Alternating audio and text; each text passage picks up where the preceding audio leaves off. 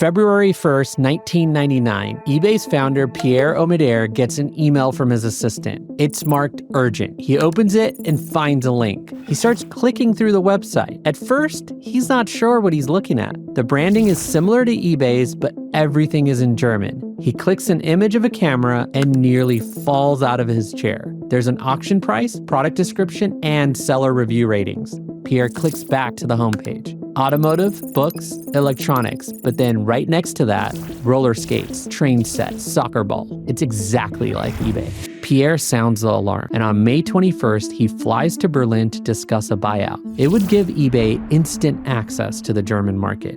He arrives at the meeting expecting to see typical German businessmen, but the three brothers that sat across from him weren't even close to what he imagined. On one side is Mark, the smooth talker. On the other side is Alex, the quiet genius. But in the middle sits Oliver, intense, ambitious, and clearly in charge. Pierre is stunned. These three kids hadn't just copied his website. They'd anticipated Germany's internet adoption and responded by building a Silicon Valley-style startup right in the heart of Europe. 9 days later, eBay purchases Zalando. The three brothers pocket $43 million in 3 months. They look at each other and they're all thinking the same thing. What if we did it again? This is the rise and fall of Rocket Internet. They call themselves a startup incubator. Others call them a clone factory. They cloned us. I didn't think they were doing it for the beliefs. I thought they were doing it to make a lot of money very quickly. Airbnb called them a scam. And all of a sudden, I felt like we had a gun to our head. But whatever you want to call them, one thing is certain. Rocket figured out a way to build, scale, and sell companies at a pace Silicon Valley had never seen. And they're still doing it. But here's the crazy part. It was all planned in an academic paper. It's the late 90s. Oliver Samwer arrives in San Francisco. He's in town to study American startups for his German college degree.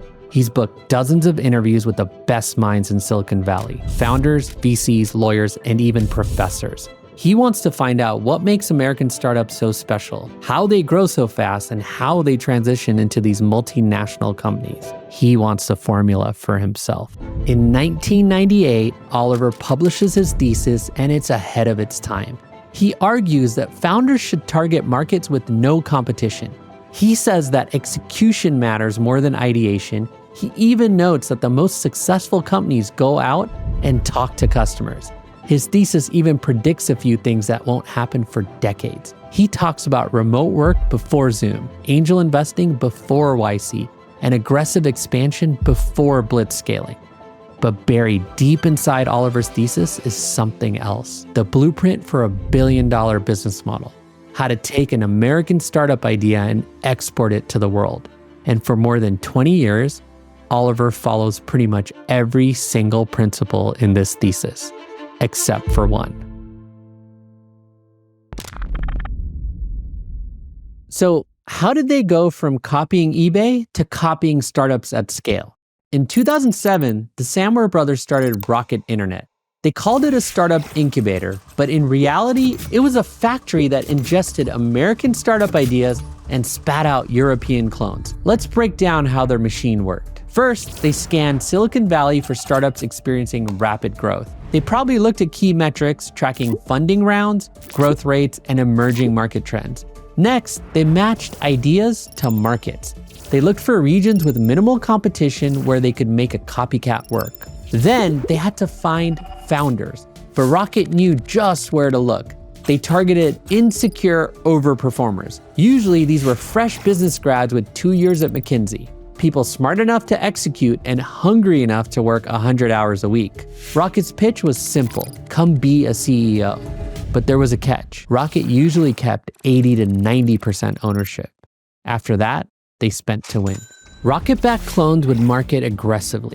They spent big on online ads, billboards, and TV commercials. They scaled at extraordinary speed. Some startups would hire 4 to 6 people every single day. Chances are, if you were a young consultant or an investment banker, Rocket was in your LinkedIn DMs. The end game was always clear: rapid growth followed by strategic exit. They'd usually sell back to the company they cloned, then rinse and repeat. At their peak, Rocket was launching a new company every 7 days. Just think about that for a second. A new startup every single week. But this wasn't just luck. This was science. After copying eBay, the brothers took Oliver's thesis and turned it into a playbook. A good example was CityDeal, Rocket's version of Groupon in Europe. After just 5 months, CityDeal scaled to 80 cities and 600 employees. But rather than compete, Groupon decided it would be smarter to buy CityDeal and get instant access to the European market. So they swooped in and bought it for $100 million. At some point, it wasn't just American startups. Rocket copied Alibaba in Southeast Asia and ended up selling it for $4 billion in total. Let's zoom in on what powered Rocket's clone factory. It came down to 3 driving forces. First, a win-at-all-costs mindset. Rocket embraced an ultra-aggressive expansion strategy. They overcapitalized their startups and outspent competitors. In one example, Rocket went to market with $200 million for an Iranian ride-sharing app, more than 4 times the budget of any regional rival.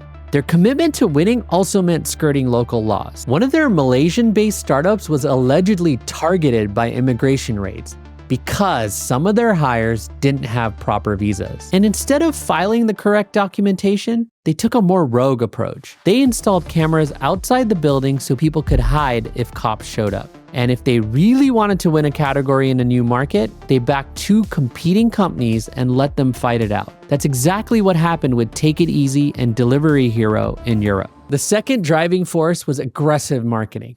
Remember this? At their previous company, Jamba, the brothers invented Crazy Frog to sell ringtones. If you had a phone in 2004, you couldn't escape it.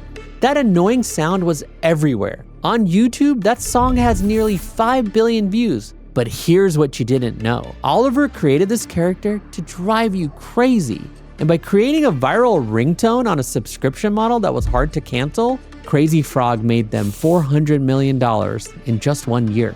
Jamba gave the Samware brothers their first taste of bold marketing. It taught them to think differently about getting their products noticed. While they nailed the basics like SEO, digital ads, and billboards, the brothers also got creative.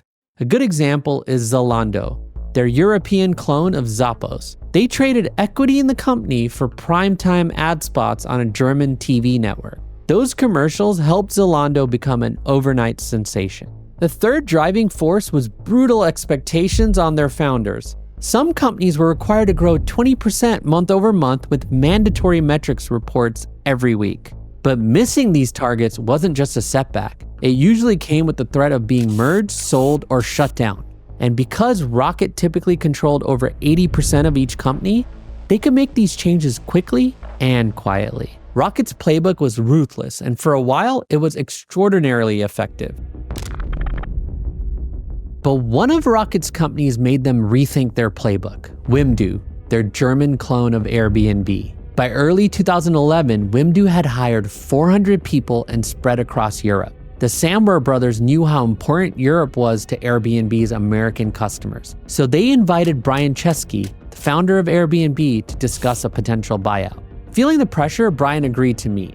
But what he found in Berlin shocked him. There were hundreds of people copy-pasting his entire company. And as he investigated further, Brian saw major red flags. Wimdu was burning cash and using questionable growth tactics. They falsely claimed to be the international version of Airbnb and stole listings without permission. They even sent employees to stay at Airbnbs so they could poach hosts. But Brian saw through the scheme. Wimdu was just another quick payday, not a sustainable business. So Brian rejected the deal, walked away, and immediately labeled them a scam. The reason we ended up buying them is I just didn't like the culture. I felt like we were missionaries and they were mercenaries. I didn't think they were doing it for the beliefs. I thought they were doing it to make a lot of money very quickly. And I believed in a war, missionaries would outlast and out-endure mercenaries. And I also felt like the best revenge against an internet clone was just to make them run the company long-term. It's like you had the baby, now you got to raise it. This was Rocket's first major failure of their fast flip strategy. Airbnb went on to win the European market because Wimdu, like most Rocket clones, wasn't built to succeed. It was built to be bought. The Airbnb rejection was a huge wake-up call. The Samware brothers realized their strategy was flawed. It only worked if the original company was willing to buy. So they adapted. Instead of only building companies to sell, they started building companies to last. Less focus on rapid growth, more focus on a sustainable business model. And for a while, This approach made them a lot of money. Rocket created Jumia, an Amazon clone that became Africa's first unicorn. And instead of trying to sell Zalando, they took the company public in 2014. And at one point, it was so dominant that it reached a $28 billion market cap. Meanwhile, Zappos, the company they cloned, sold for much less at $1 billion. Rocket also owns HelloFresh, the meal kit company. Today, it's worth $2 billion. But Blue Apron, the American company they copied, was sold last year for $100 million. The copy was worth 20x the original. After the Airbnb rejection, the Samware brothers added to their playbook. They realized building second had other advantages too. You could learn from the original's mistakes, improve the business model, and maybe even build something better than what you copied. But it didn't last long. Rocket's refreshed approach worked until roughly 2019. In the last few years, running their playbook hasn't been easy. Rocket's performance marketing tactics aren't as useful in today's social media landscape. The global startup scene has also changed. Founders have way more funding options now, and very few of them would even consider leading a company for only 10% equity. Their current companies are also struggling. There's no better example than Jumia, their Amazon clone in Africa. It went from Africa's most valued startup at $3.8 billion to $470 million in just 5 years. More importantly though, Rocket's reputation has suffered. 2 decades of aggressively copying other companies has ruined their public image. Over the years, reports of toxic culture and questionable growth tactics have all piled up. And now they seem to be struggling to attract deals like they used to. It also looks like the Samware bros have scrubbed their names from Rocket's website and other ventures. But despite Rocket's reputation, they're still scanning the globe for successful startups and copying them at lightning speed. Genie is basically Uber for the Middle East. Global Fashion Group copied ASOS in emerging markets. Home24 is Wayfair's German twin. Payflow took Expensify and made it Spanish. Spenmo is bringing Earnin to Southeast Asia. But even if their playbook has become less lucrative, the Samware brothers' legacy isn't defined by the recent setbacks. The brothers keep a low profile these days. You won't find them on podcast tours or giving TED Talks, but their strategy has left us with some tough questions. Is this savvy business or shameless theft? Smart capitalism or unfair exploitation? And what does this say about creativity? Is true innovation about the initial concept or about who can actually make an idea work at scale? And is copying really that bad if you're serving markets that the original company ignored? After all, while American startups were fighting over the same users in San Francisco, Rocket brought online shopping to Singapore, ride sharing to Tehran, and food delivery to Sao Paulo. They didn't just copy, they adapted. Each clone was tailored to local context, cultural nuances, and regional economic realities. Rocket's playbook also challenged the tech world's narrative. Silicon Valley romanticizes the lone inventor, who has a breakthrough idea and builds a global company. But the Samware brothers showed a different path was possible. At the same time, Rocket's blatant copying of American startups did eventually catch up with them. Bad press, reputational damage, and likely deal flow problems. It seems like barely anyone wants to do business with them these days. It's funny. For 20 years, the brothers followed every single principle from Oliver's thesis, except for one.